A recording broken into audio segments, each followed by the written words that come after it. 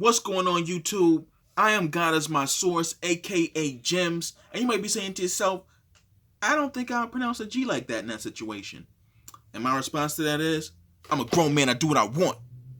And on this one, we about to get back into it. We going into Bizzle's new album, Messenger 4. Next song's called The Gospel. This is another single off the album. I have heard this one before, but it is fire if you're a fan of the Bible. Which I am a fan of God's word. So we about to just get into it. This is going to lead up to telling you about, well, it's the gospel, so it's going to tell you about Jesus, the good news. Know what I mean? So let's get right into it. Not going to waste too much time. If you're a fan, you probably already heard the song anyway. Like I said, it's the single. So let's get right into it. Hey, Dad. Hey, what's up, Sonny? Can you tell us the gospel again? Of course I can. Alright, you guys take a seat. But this time, start all the way from the beginning. Alright, I'll start all the way at the beginning, just for you. At Genesis. You ready? Okay. God created man and gave him his commandment. Sat him in his garden with everything he planted. Said, this is all yours, son. Want it, you can have it. All except for this one, cause that one's just for daddy. The devil steps up in it right away with his deception. Said you can be a god if you just taste it. It's amazing. You won't die. God's alive. Throwing shade in his direction. That small seed of doubt forms a change in his perception. See, if he had nothing, he'd appreciate that one thing. God gave him everything, but he's focused on that one tree. Sin is here, and his fear he covered up in head. He covered up in leaves. God covered him with skin. Hold that thought. Let's fast forward to Abel and Cain. Two brothers in the same field, playing they lane. See, Cain tended the ground, Abel tended the sheep. Both made an offer to God, but Cain's fell incomplete. Now put a pin in that. Let's hit the Passover down in Egypt. When God hears the cries of them beating down his people. Israel's enslaved, Pharaoh saying they ain't leaving. Moses tells him God said it, but he still ain't want to free him. So God tells Moses, here's the plan, pay attention. Tell my people they gon' need a lamb without a blemish. One day you gon' get it, but for now you just kill it, take it home, smear its blood on the doorpost of the entrance. See, Israel's my firstborn and Israel's been taken. If you don't let my son go, his son ain't gon' make it. The penalty is death and I'm coming for the payment. Those covered in that blood will be the only ones escaping. Now let's go back to Abraham, mobbing with his son Isaac. Faith isn't faith until it's tested, so God tries him. Said, I know how much you love your son, go and sacrifice him. So Abe walks him up the mountain, straps him down and ties him. He doesn't really understand it, but he has faith. He know that God's good, so his commanded is grabbing his blade. As he goes to stab him, the Lord yells, wait. He looks over, and God sent the lamb in his place. Let's take a quick pause now before we get to Jesus. Cause none of this will click until you see just why we need him. The word of God says the wages for sin is death. So if sin is how you work, then death should be the check. There can be no forgiveness without the shedding of blood. The penalty must be paid if God is a righteous judge. We say just let it slide, but if someone killed your cousin, would you call that judge righteous if his killer goes unpunished?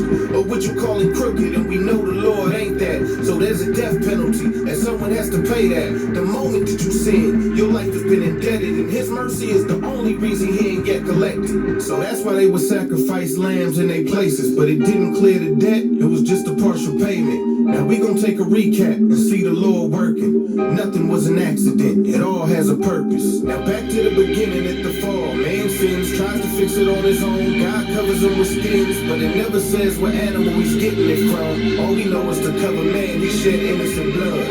Now remember Cain and Abel? Cain's offer was rejected. You ever wonder why Abel's offer was accepted? All I know is Cain offered the work of his hands. Abel tended the sheep, so he must have offered a lamb. Now look at Abraham and Isaac. Are you seeing it now? A ram in the bush sent to take the place of his child. Cause Abraham had faith enough to give up his son. God would later do the same so that forgiveness would come. Back to the Passover. Oh man, here we go with that lamb again. The innocent blood of a lamb is covering man again. You don't see the pattern or get what it means? Then it all becomes clear when Jesus steps on the scene. I am the Alpha and Omega, the beginning and end. I am the Lamb without blemish, sacrifice for your sin. The Lamb of God without sin. Little children understand, you can't do it on your own. It is me who covers man. I'm the one who took your place when death lifted up his hand. gave you righteousness for faith. You're the one who broke the law, but it was I you sent to pay. Gave my life for those who hate me. I went quietly and I ain't even try to beat the case. I'm the offer he accepts when your works get rejected. I'm the one who pleads your case before the judge in heaven. Knew that you were guilty, but loved you enough to serve your sentence. The wages for sin is death. I died to expunge your record. See, I am the Passover. The wrath of God is waiting. Every life not covered by the blood to be taken. I'm the way, the truth, the life, and I will always be. I am. Beloved, it was always me. Yo, this song is just straight bars the whole way. This is storytelling on another level. I mean, because he's telling a real story. Like, you gotta understand, like, rappers in the secular world, like, they'll tell stories, and maybe there's truth to it, but a lot of times we don't really know. A lot of times things get exaggerated because they're trying to make it entertaining. This is a real story. He hit real points. He wasn't, he skipped around, but he skipped around to tell stories throughout time. And then he came back around to link it all together, show you how it was represented in each part, in each story, how Jesus and sacrifice was represented in each section. This is storytelling on another level. And of course, and even with all of that, the bars itself is still just, Bizzle was just the greatest. Like, I compare Bizzle's his style, his skill set, like Jay-Z. Like, Bizzle was on that level. I think I would even go as far as to say that Bizzle's the GOAT. I think Bizzle's the greatest rapper I've ever heard. I may be in the moment. But yeah, I think I would go that far as to say that. That's not just Christian, because in Christian hip hop is without question to me. I'm talking about in all of hip hop ever. I think Bizzle's the GOAT. Jay-Z will be second. And then after that, I mean, I could give my list, but maybe I'll save that for another video, because generations are going to be different. I'm going to leave some people out. Some people are going to be like, what? Especially if secular people, if they ever heard it. Oh, man. But yeah, but get back to the main point I was trying to say. Bizzle, I would compare him to Jay-Z, his style, his skill set.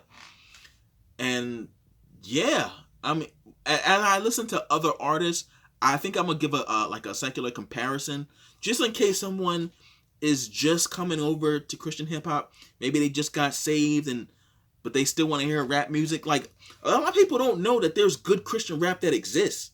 Because let me tell you, when I first stopped listening to secular music, this was in 2009. At that time, the only Christian rap I'd ever heard was in features, and it was terrible. It was a guy named BBJ. Maybe you heard of him. So I would hear him in like some Mary Mary songs, do a verse, something like that, but never like a whole song. So I didn't even know that there were Christian rappers even making whole rap songs. That's number one. So the first thing I ever heard was Lecrae, and it was background. I had bought like one of those Wow gospel CDs where it's like a bunch of different artists, on a CD, and so background was on the one that I bought. So that was the first time I'd heard like a real rapper, like a real rap song, and even that song, it was the hook is it's singing. It's a slow song, so Lecrae wasn't really going off in that song, but that was the first thing I heard. But it was a little taste. It was enough for me to know that he's decent and that there's decent Christian hip hop, because before that, hearing that song, I did not know it existed. But apparently, Christian rap has been happening since at least like the late 90s, I think I heard. Never heard it until this moment. So after I heard background, then I started looking for more of his music. I think I found Praying for You. Now, Praying for You, bars. I'm not saying that's Lecrae's greatest song ever, but it was a really good one, and it was bars in that song, bars, great storytelling. So when I heard that, I was like, yo, this dude's a beast. Because I never heard it. This was brand new to me. So at that point, now I'm trying to find, other Christian artists, because it can't be just him, right? He can't be the only guy. And I end up finding the whole 116, Andy Mineo, Derek Minor, who went by Pro before, who else? Tadashi, Triple E, who else? So many people, like, because of Lecrae, it branched off. Like, look, I heard like Lecrae on like a Swoop song, I think it was, which led me to not only Swoop but WLAK. So like everything kind of branched off on there. I'm like, oh my, I never knew all this music existed. And this was all but somewhere between 2010 and 2012, somewhere in that range is where I really started discovering all this music. And when I found that, it made it so easy to completely stop listening to secular music because I didn't need it no more. Like, I had good music. Rap, the Christian rap replaced, secular rap. And then gospel. I always listen to gospel, but not as heavy as I do now. Because I grew up on gospel. But gospel replaced the need for R&B. Because there's traditional gospel, but then you got artists that have like a kind of a R&B feel to it, like Isaac Carree can make music like that. Kiara Sheard. I wouldn't say Jay Moss is like those people, but it's more upbeat. So it's easier. It's like Christian pop, I would say. It's not, because it's not traditional, even though they can be traditional, but they can make it a little more R&B feel too. And I like both because I grew up on gospel. It's not hard for me to listen to gospel music. I grew up on it. That's nothing. But my whole life I liked all kinds of music. So like I'll even listen to Toby Mac. That's like Christian alternative music. You know what I mean? I'll listen to what's her name? Holland. What's the lady? Man, there's a lady. She's on the song with Flame. I can't remember her name. Listen, Christian pop, Christian alternative, Christian R&B, Christian hip hop, all of that. I needed something to fill all of those voids because I was always the type of person that listened to all kinds of music. And then, so when I stopped and I cut all of that out, I was at a point in my life where you realize that secular music doesn't make you feel like positive. It doesn't make you feel good. Like even songs that are positive, even love songs. Like you ever listen to like a love song and one of two things is going to happen. One, it can make you feel lonely, or which is crazy. Like you listen to a love song that makes you feel lonely because if you don't have it, or it can make you feel lustful. Now, if you're married, you're in the clear, but I didn't know too many married people at that time. People that be bumping these hypersexual songs. So, even if you are married, you don't want to be feeling lustful because, what if you're not with your wife? You know what I mean? You gotta guard your spirit. So I cut all of that out in 2009, and it just left this void because I only was listening at that point to traditional gospel. Didn't even know gospel rap existed, and more the upbeat stuff. I was hearing that stuff. I would compare it. I would say it's Christian pop. It's not. I don't think that's a real genre, but I'm just calling it that. Like the more contemporary. That's what they call it. They call it contemporary, but it's like Christian pop. Like Mary Mary. That's real. They make traditional songs too, but it's kind of like bouncy. It's like popular. Shackles used to get played on like regular hip hop and R&B stations. Like Shackles was like a really big. That's what I mean. Like it's like Christian pop, contemporary, is what they call it. So anyway, I've been rambling for a minute. Getting into my whole history and listening how my transition to Christian music only. But let me tell you, man, if you didn't know, if you're just transitioning, there's tons of good music out there. and we're gonna get into it. And not only that, if you want me to react to any other Christian content, I mean, because there's other types of Christian content on YouTube. The reason I even started this channel is, during this pandemic, I was on YouTube. I basically seen like everything, and I was looking for something to watch, and I wanted to see some Christian content, and there just wasn't much of it. So I was like, you know what? I want to fill that void.